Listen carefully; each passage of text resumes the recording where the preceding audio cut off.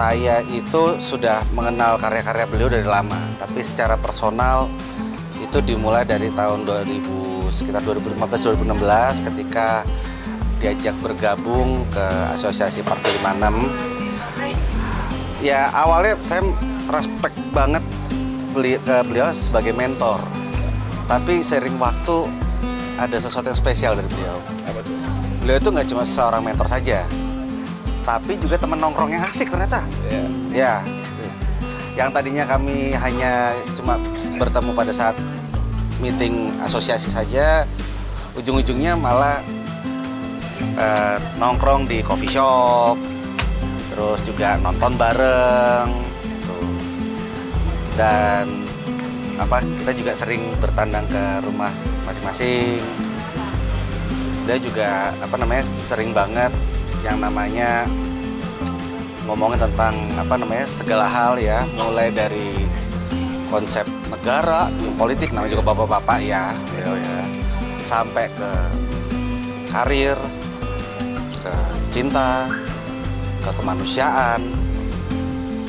Bisa dibilang dia itu adalah sosok om keren yang saya rasa semua orang pasti pengen punya deh.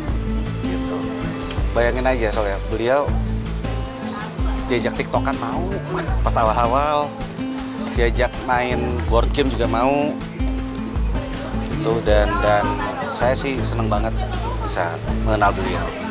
Tapi ada satu yang saya senang dari dia sih, banyak hal tentang bagaimana misterisnya wanita, bagaimana negara kita itu begitu kuat, bagaimana perfilman Indonesia dan seniman itu adalah salah satu ruas tulang punggung bangsa.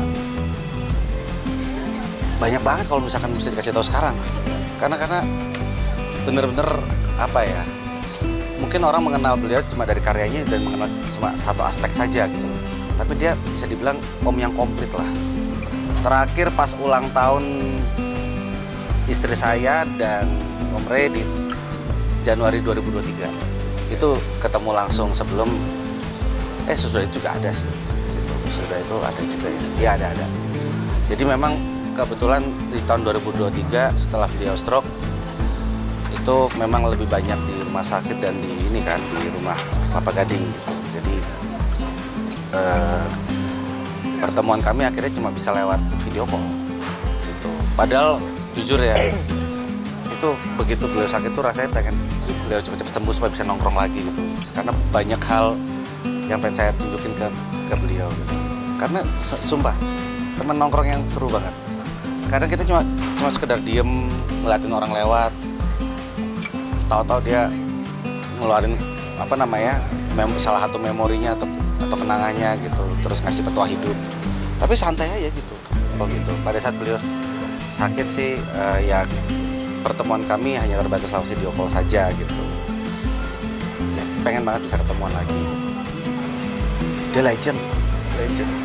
Dia legenda perfilman Indonesia.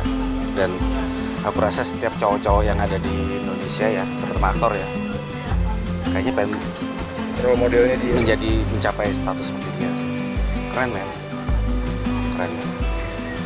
Jadi buat seluruh keluarga Om Rey, saya teriring doa terbaik dari saya dan keluarga, semoga bisa dikuatkan dalam kondisi seperti ini.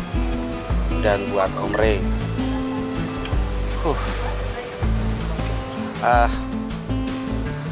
kapan-kapan kita nge-wine lagi Om. Ya.